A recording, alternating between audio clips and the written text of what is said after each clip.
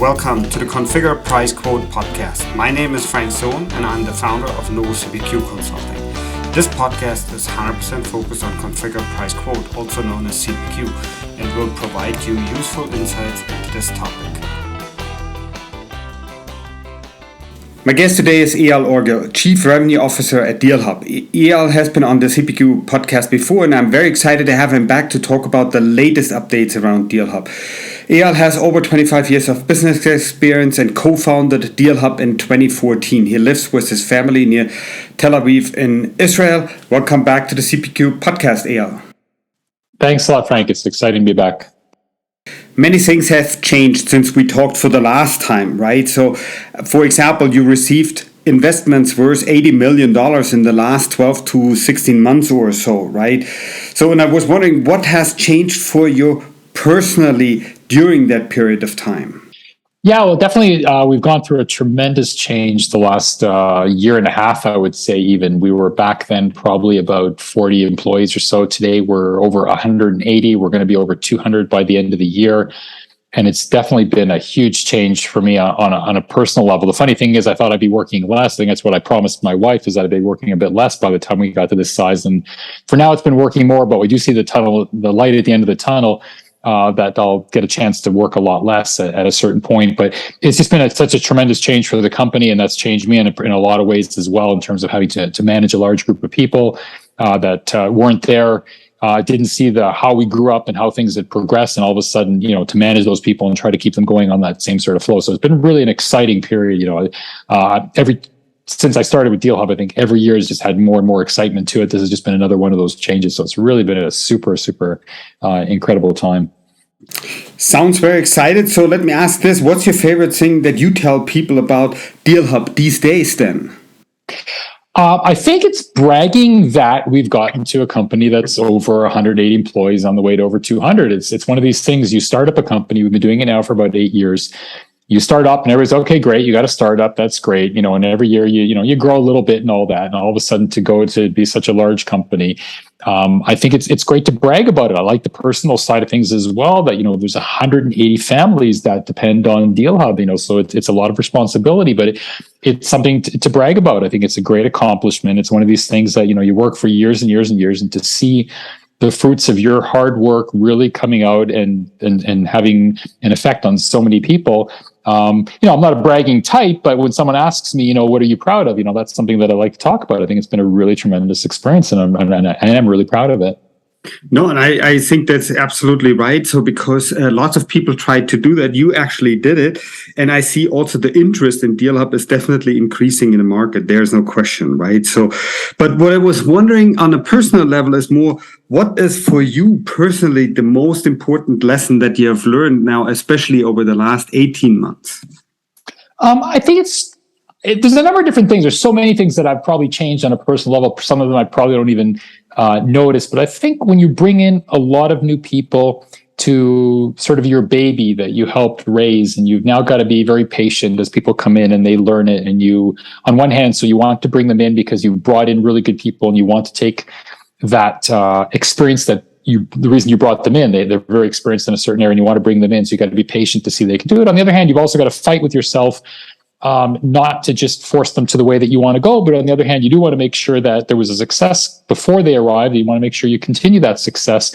So it's there's a bit of a conflict over there, but there's a lot of patience, a lot of, working on yourself to make sure that you're able to bring them on board, but have them do it the way that you want, together with not changing the way that what they were trying, you brought them on to do, sort of thing. So it's kind of a conflict on one hand, with a lot of patience and a lot of hard work, but very interesting time, learning a lot about myself, I think, as we go through this.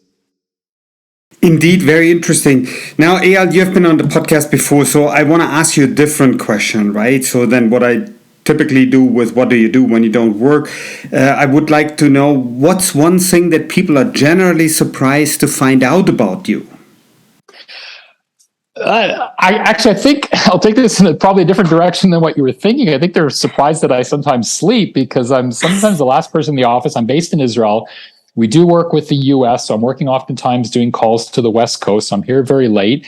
And then I'm back first thing in the morning. And sometimes I'm the last person to turn off the lights and the first one to turn them on in the morning. And people will see me at the end of the day and they'll say goodbye. And then they'll see me in the morning when they come in and they wonder, do I sleep? And I think on the other hand, sometimes my family doesn't even know that I came home to sleep because I got home late and then I left home early. So I don't know. I guess people wonder if I actually do sleep or I'm just in the office all the time. But I do go home and I do get some time off and all that. But it's just some strange hours that I work. Okay, so that's questionable, Eyal. So, I wouldn't recommend that for everybody. I'm not a workaholic by nature. I've had to be sometimes, but you do have. It's a lot of hard work. But I do find time to have the downtime. But sometimes I'm here a lot of hours.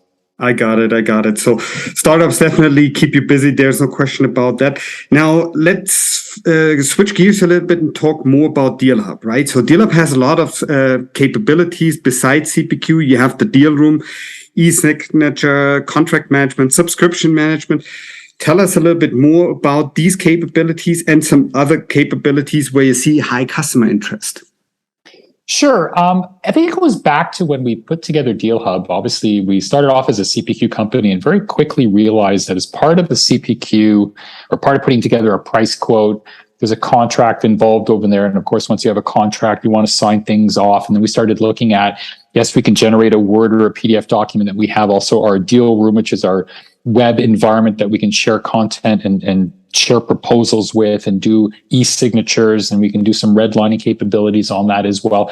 So we really looked at what's the experience of the salesperson with the customer. So it's not just sending out a quote and then, let's use another tool to do an e-signature and another one to do a contract management. How do we bring that all into one flow? Now, it really helped out that we built out the CPQ first, because the CPQ is the complex side of things. That's where the engine is, the logic engine that knows how to not just put together products and pricing, but in the same method can put the right contract terms together. It's all logic driven so that you're able to do all those different aspects. And then we added the other capabilities like the deal room and the e-signature and that whole aspect. So we really saw it as an ability, or I would say even the ability through the logic engine, even to put the right content together. So if it's early in the process, you can send sales information, but as part of putting out a proposal, maybe it's a case study. How do you put the right case study together? It's again, based off of where you're selling to, which we know, what you're selling because we're configuring it, and other business aspects of inputs that are being provided as part of the quote process. So it really helps to put all of that into one very smooth flow. A salesperson can use one solution from early on, sharing sales information, to building out the right quote and possibly multiple iterations of that configuration, that quote, and then taking it through the contract, the negotiation on the contract, and signing it off. So we really wanted a flow that could help salespeople through the process, because all those areas are all connected. And rather than having different separate siloed solutions, you could put that all together in one solution. That was really the philosophy that we expanded on from the early days into what we have today. Got it. And DealHub has obviously grown quite a bit over the last couple of years, right? So, and I wonder what the impact is to your customer on this one. And I had a couple of smaller questions about that. First of all, are you still focusing on customers in North America and Europe, or you've expanded this?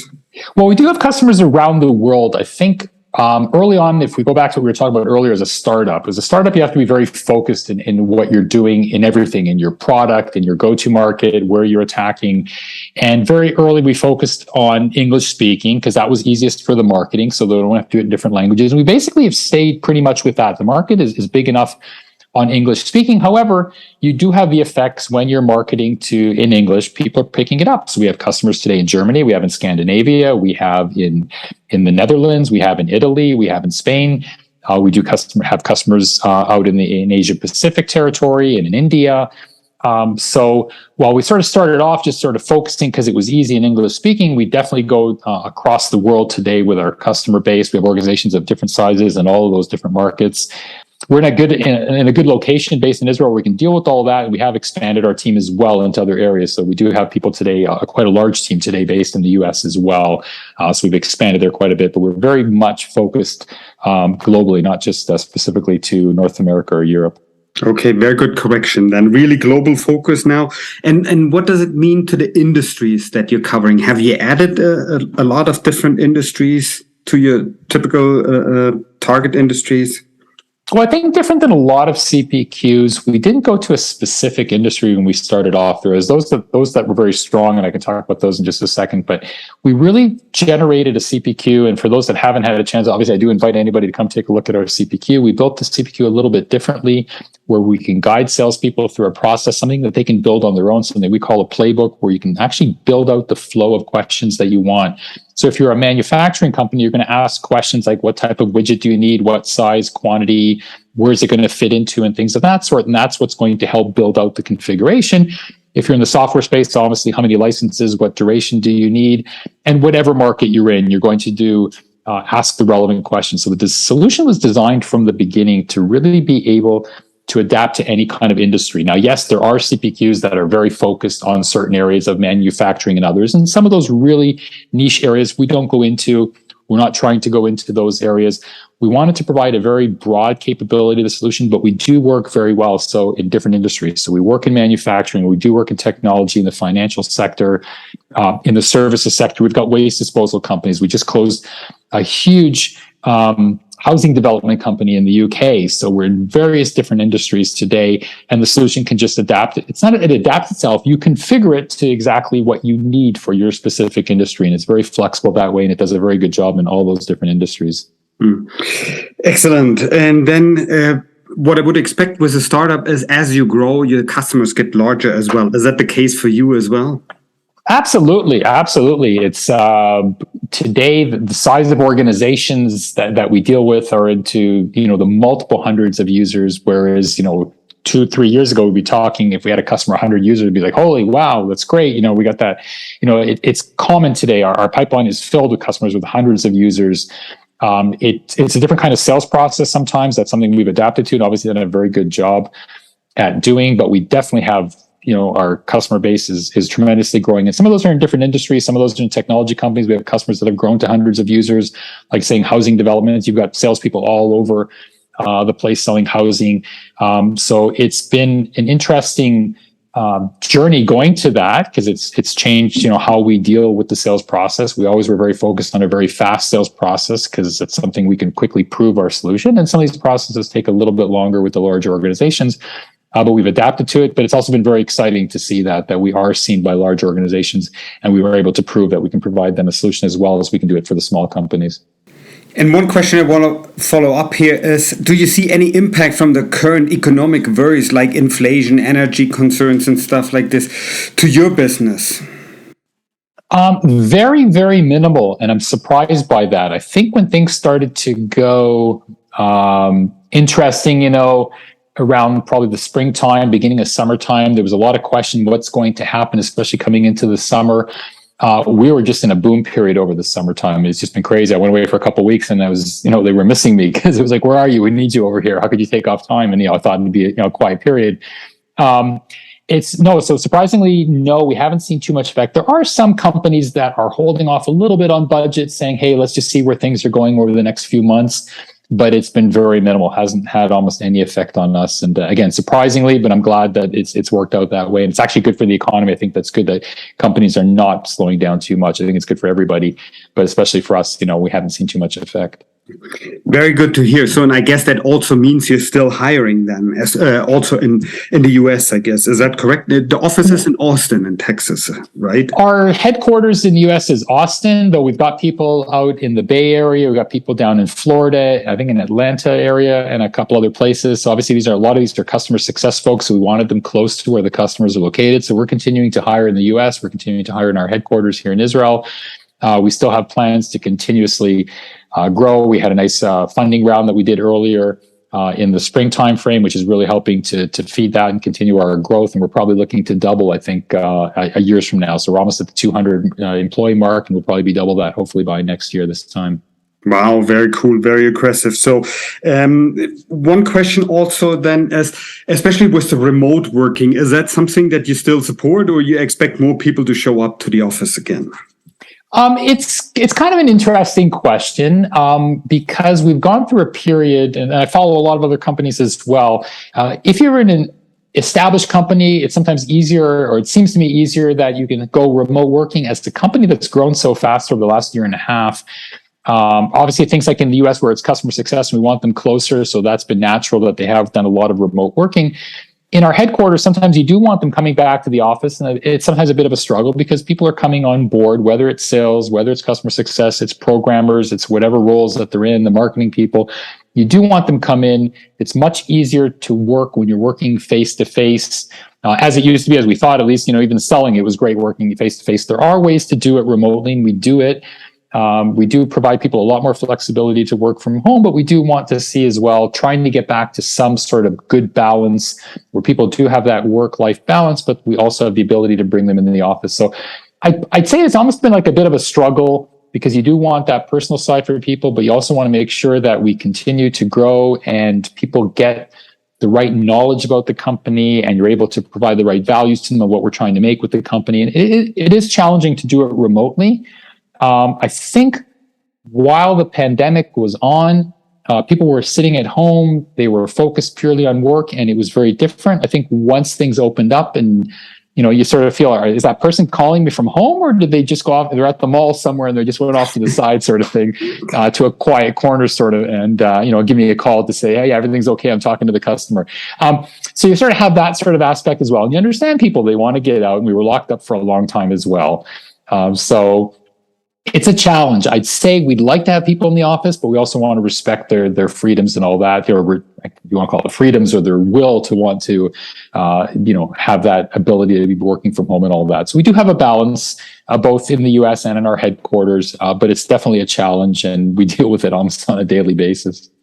Got it. And I think that's a hybrid model that a lot of companies try to reinvent again after the pandemic, right? So, yeah, there's a reinvention, but we have to make sure that we do the right thing for both parties, because obviously you join a company as a company that's growing as well, and we do want our employees also to think about the company. We're here to grow, and that's why you come on, because you want to be part of a great company that's growing. So it's a give and take on both sides, and that's what we're working on a lot.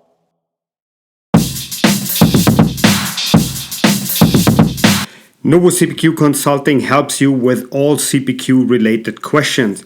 For example, we help customers to find the best CPQ solution for their business, and we help customers analyze their current business process to determine if and where CPQ can help. Here it's important to point out that we are 100% independent and always look out for our customers first. This means for us also that we don't get paid by any CPQ vendor for providing them new customers or for any other services. We are focused on our customers and always provide the best available information to them. We also help system integrators to improve their services, and we offer the only CPQ industry subscription that provides monthly CPQ news and trends. We have many other services, so check it out today at novocpq.com. Send me an email to frank.sohn@novocpq.com to learn how we can help you with your CPQ questions, and keep us in mind when you look for 100% impartial CPQ advice.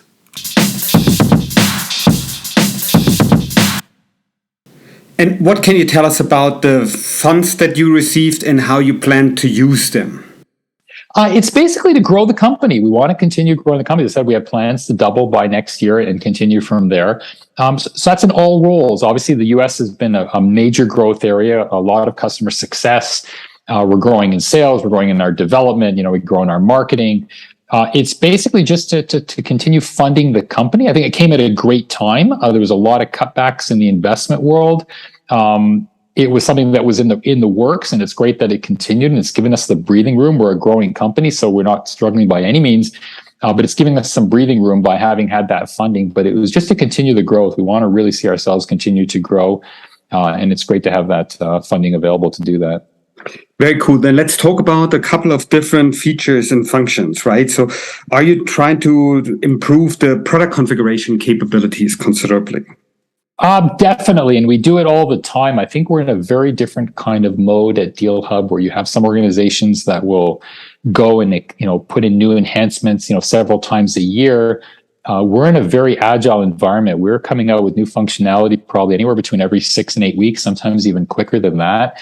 And that's a mixture of our own roadmaps, the things that innovation that we want to add to the products. There's all kinds of areas, and we can talk about that where we'd like to go into and do more things, along with things that customers are looking for. Again, I talked about earlier, our solution is very different in that we don't provide a base solution, then somebody comes in and does some development on that unique instance for the customer. We provide a SaaS solution that's available to everybody. All the functionality is built in.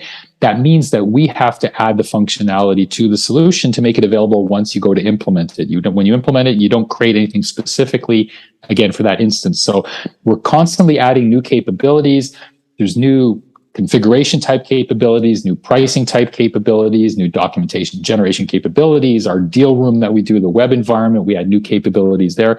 So we're continuously adding more and more functionality across the board in all areas, again, based off of what our customers are asking for, based off of where we'd like to take the product. And there's new things happening all the time. And let me follow up with one question here. Does it also mean, especially for product configuration, that you're going after more complex use cases now as well, or highly complex use cases? We do go after more complex. I think we've gone after complex customers in the past, and we have some customers that are very, very complex that we've had even for several years. So there's things that you add, enhancements that make it easy to maintain the solution or adapt to different kind of models that come out that people use. It's the one thing that's been the most interesting working in the CPQ space for the last 8 years or so is the number of models that you see of pricing models and configuration models. You always think you've seen it. They've done it before, we've seen all that can happen, and all of a sudden someone shows you something new and you go and adapt the solution to address that. So we do see things that are new. We make that available as part of what customers are looking for, and we're looking at other ways to do it. But we do have very complex customers today. We can address that, and we're just making it even better and easier to go and address that. Some of those enhancements that we're doing. Got it. Fair enough. Then let's look at data analytics in CPQ these days, right? Do more customers ask for it? And how do they want to use these data analytics in connection with CPQ? I think we see analytics in a number of different ways, at least from DealHub's perspective. One of the things that we've seen is customers want to see how salespeople are actually going and configuring. So what are they actually quoting to the customer? What options are they giving to them? How many times are they giving them quotes? And they want to be able to measure that. And we do a very good job at DealHub of providing that information back into the CRM. As I mentioned earlier, the way we take salespeople through a process, what we call a playbook, we're asking them a lot of questions. It means we're capturing a lot of information. Not all of it is what widget do I want and what quantity. It could be what use is it being selected for, where it's being sent to, questions of that sort. So we can take all that data and actually sync it back to the CRM. And we have customers that will then run BI analysis on that. And they can go and see exactly what the salespeople were doing, and they can learn a lot. So from that aspect, there's a lot of analytics that we have customers doing it. We're seeing more and more that are interested in that area. Something else that we do, as I mentioned, we can share content using our deal room, which is the ability to share content in a web format. And there we have analytics as well of what the customer is doing. What are they looking at? What are they interested in? This is an area that we're going to spend a lot of time on as well, providing more data over there. One of the things, even before we started working remotely, is that we're selling to customers remotely, but we're not in front of them. So over time, there's been tools that tell you somebody opened up an email, or maybe they looked at some content, they clicked on a link. But what were they really interested in? How was that? Was there buyer intent there by what they were looking at? How many people looked at it? How often did they look at it? In the deal room, we're getting to a point where we can really analyze the entire page of what people are looking at, where they spent their time. So did the CFO come in? Did they actually scroll down through that deal room to the section that talks about the contract and look at the contract? And then they go a little bit further and actually look at the pricing, and were they interested? Or did they just look at the first page and say, okay, I saw it, and then they moved away? So that analytics of understanding what the buyer is doing, how interested are they, is very important, I think, for any industry that you're in. You're sending content out to a customer, but whether it's a PDF or whatever you're sending, you just don't know what they're doing. By sending it in a web format, we're taking advantage of the web tools that are available and the capabilities that you have there to analyze how the customer is actually doing. And really talk about it as buyer.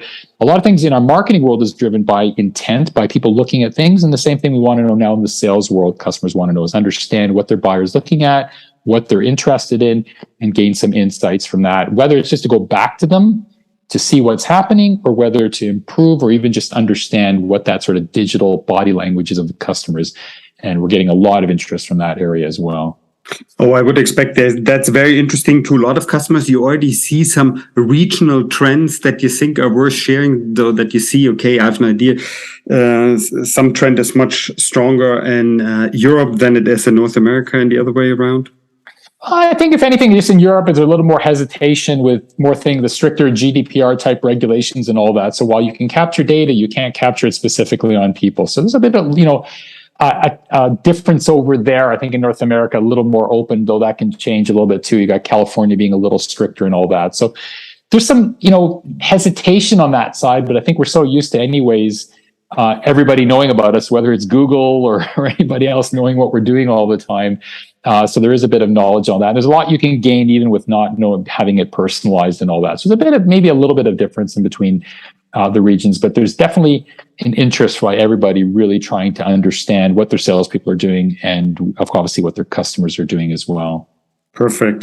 That makes a lot of sense. I want to go back to something you mentioned a little bit earlier with CRM, right? So you're integrating also quite a bit with HubSpot these days, right? So, and please tell us a little bit more about that.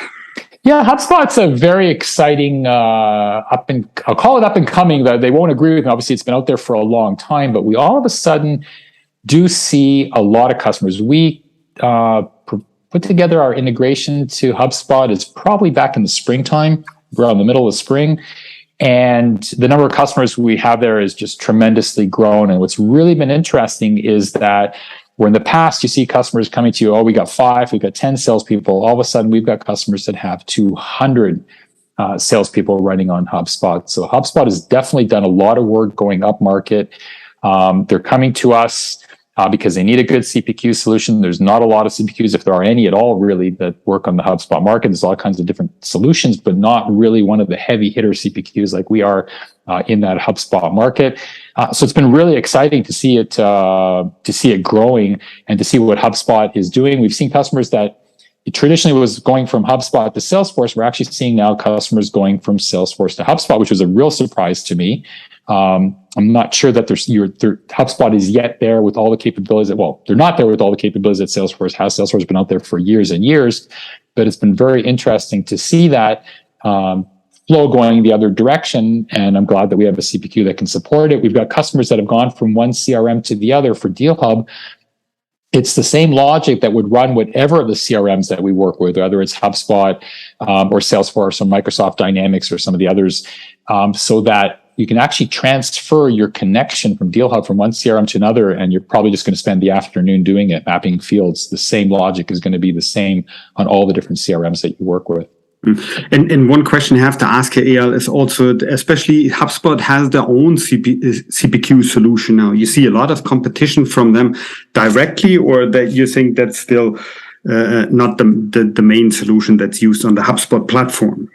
Well, they don't really have a CPQ. They have an ability, I think, what you'll have built into Microsoft or Salesforce or other CRMs where they've got a pricing catalog and a product catalog, but it's not a true CPQ. I think that the HubSpot people probably would see it themselves. We work with HubSpot employees themselves, their solution engineers, to go to customers. So not to knock it by any means.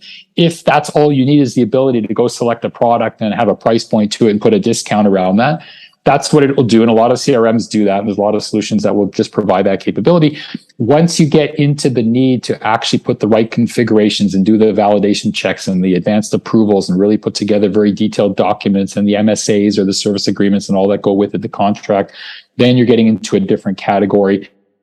The HubSpot people, know that we work together with them. So you're getting at a different level. So it's really, once you get to a higher level of complexity, that's where you're going to be looking at Deal Hub on a HubSpot environment. And there's no competition there. And I think they see that as well. Excellent. And then I recently saw a news article, right? So where I think you announced a partnership with the Deal Desk Association. What is that about, and what does that mean for Deal Hub? Well, it's interesting in some of the industries where you have Deal Desk. You see it a lot in the technology world, probably more than other industries. The deal desk people are the ones that deal with all the garbage all day long. It's people doing the wrong quotes, putting the wrong discounts on it, or them having to go back to legal and find out how to go change the contracts and all that. And we started getting a lot of people coming to us from the deal desk environment saying, hey, we're having a problem. No, we're not sales ops or rev ops or business applications where we're actually the ones putting in the solutions, but we're the end.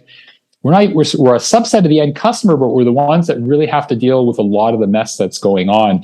And they're the ones that started looking for CPQ solutions. And there's the deal desk group out there, and we just got together with them, and we've done some webinars with them, and just making it available to them. There's a huge community out there looking for it, and just providing a lot more information out to them. So that's been part of that partnership of just as they look to work with organizations that provide or companies that provide solutions for deal desk, and we do a very good job at doing that. So that was just part of that relationship that we built with them, and just doing some sort of joint campaigns with them.